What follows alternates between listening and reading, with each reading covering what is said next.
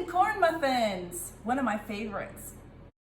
Hi ladies, I'll never diet again. I'm Lori and welcome to my kitchen. We're making Kickin corn muffins today. Jane Esselstyn's recipe. She rocks when it comes to recipes. First off, we're gonna need 1 1/4 cups of oat flour. That's easy to make in your NutriBullet or your any blender. Just put your oats into your carafe and whirl it around and you'll have some flour. About 4 seconds, that's all it takes. The oven's ready. I preheat the oven, so 350 degrees in a convection bake. If you're mile high, you don't have to make any adjustments. If you're a mile high, you need to add 20 degrees. So you'd be baking at 370 degrees. So 350 degrees, convection bake, we're good to go. 1 1/4 cups of oat flour, 1 1/4 cups of cornmeal, 3 tablespoons of flax meal, 1/2 teaspoon of baking soda. Very important. Combine these ingredients together and then waste no time to add your 1 cup of water and 1/2 cup of maple syrup. Add them together at the same time and get it nice and stirred up so it doesn't clump. Stir it with a fork until it's all incorporated. My daughter likes them this way. I'm gonna put them in a little muffin pan.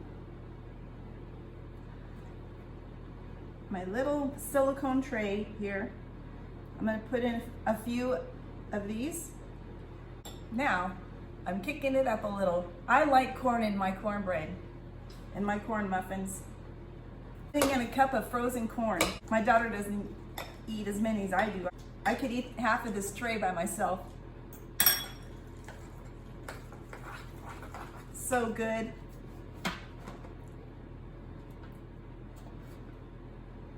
Now into the oven for 18 minutes. It's been 20 minutes because you just never know. The humidity makes a difference in the air, so some days it takes a little bit longer. So today was, no, the recipe says 18 minutes, but today I needed to bake it for 20 minutes. And they look so good. It's easy to pop these out when they've cooled and you can just flip them out and punch them out with your thumb, but I don't want to wait. Oh my goodness. They're so good. I haven't eaten my non-starchy vegetables yet, so I don't want to start chowing down on these yet, but trust me, I've made them enough times. They're absolutely fabulous, and I love eating them with a grape, like Ann Esselstyn recommends. Oh, it's so good. And you can put jelly, you know, find some jelly that you like, put some jelly on them too. They're so good. And I imagine that putting chopped jalapenos in there would taste fabulous too if you like them spicy. Enjoy. Please like and subscribe. It helps out my channel and I appreciate it so much. God bless you.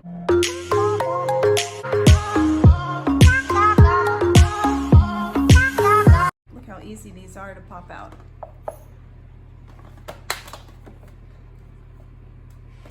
So good.